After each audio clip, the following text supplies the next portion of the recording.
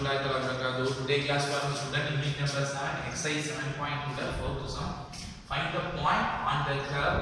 The curve la irukku point கேட்டிருக்காங்க for which the tangent is horizontal அப்படி கொடுத்துறாங்க. இப்போ நமக்கு ஒரு இன்ஃபர்மேஷன் இப்போ ஸ்கிரீன்ல கொடுத்துருக்காங்க என்னன்னா இதோட tangent வந்து horizontal அப்படினு சொல்லிருக்காங்க. அப்புறம் உங்களுக்கு horizontal அப்படினா நீங்க ஒரு x coordinate x x dash and y y dash அப்படிங்கற ஆக்சிஸ் எடுத்துட்டீங்கன்னா இதுல tangent வந்து horizontal அப்படினு சொல்றேனால உங்களுக்கு என்னவா இருக்கும்னா x axis க்கு parallel-ஆ இருக்கும். அப்ப இந்த θ என்ன ஆகாது அப்படினா உருவாகாது. θ என்னவா இருக்கும்னா 0வா இருக்கும். அப்படிங்கற கண்டிஷன் நமக்கு தெரியணும்.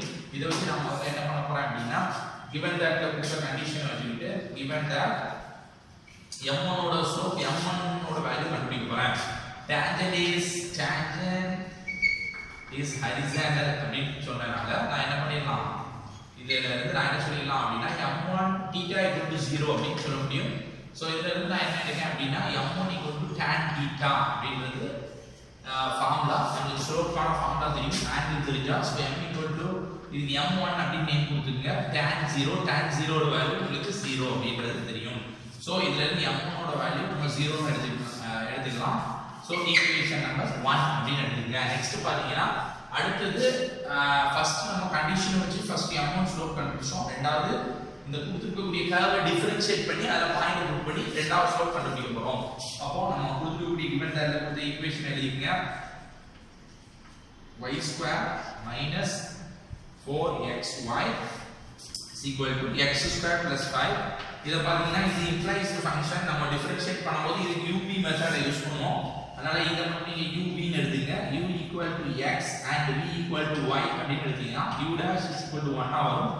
v dash y ஐ டிஃபரன்ஷியேட் பண்ணா 1 dy by dx அப்படிங்கிறது கிடைக்கும். இத நீங்க UV மெத்தட யூஸ் பண்ணனும். இப்போ நம்ம டிஃபரன்ஷியேட் பண்ண போறோம். பாருங்க y² ஐ டிஃபரன்ஷியேட் பண்ணா 2y and dy by dx அப்படிங்கிறது கூட வரும்.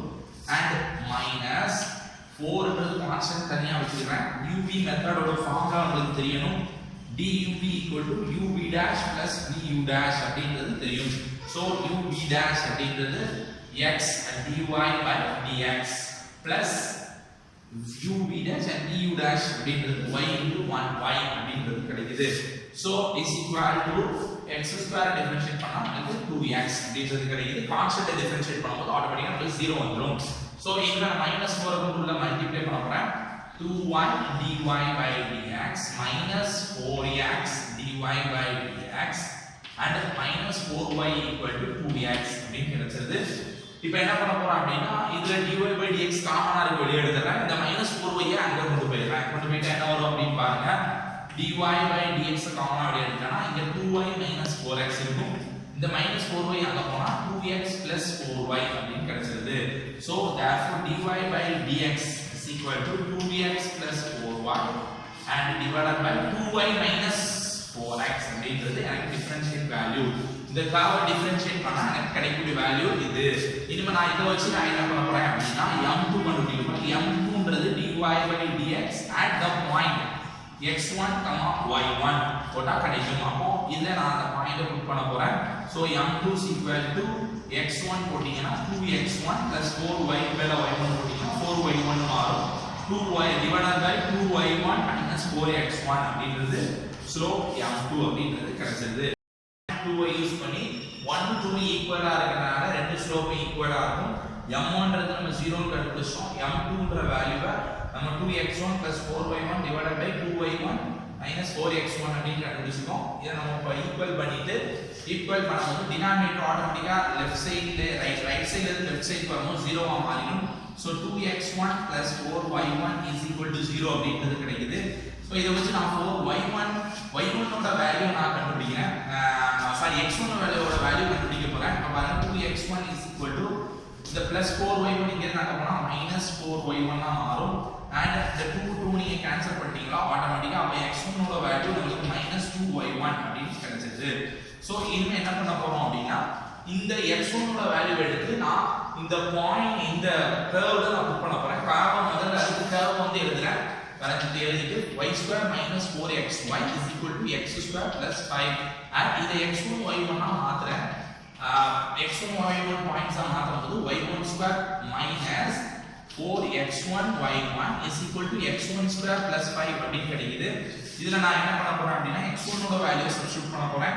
x1 is equal to -2y1 அப்படின்னு நம்ம சப்ஸ்டிட்யூட் பண்ணும்போது நமக்கு கிடைக்கக்கூடியது பாருங்க y1 square and minus 4x1 இருக்கிறதுல -2y1 into y1 is equal to x1 இருக்கிறதுல -2y1 the whole square plus 5 அப்படின்னு புட் பண்ணிட்டேன்.